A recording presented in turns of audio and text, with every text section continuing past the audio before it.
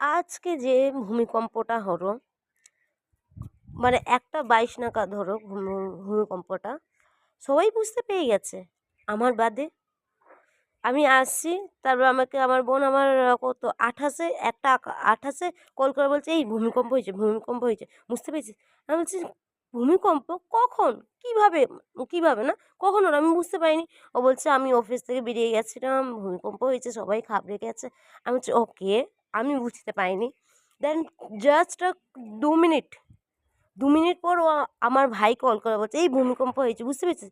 আমি বলছি, "বুঝতে পারিনি।" দেন সঙ্গে, সঙ্গে ও কেটে দিল।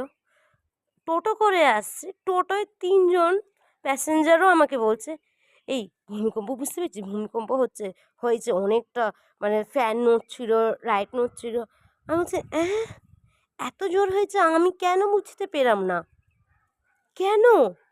মনে হয় এই কলকাতা শহরে ভূমিকম্প যে হলো, মানে ২৭ তারিখে, আমার বাদে সবাই বুঝতে পেরে গেছে। আমি কি, মানে কি অন্য কোনো প্ল্যানেটে ছিলাম?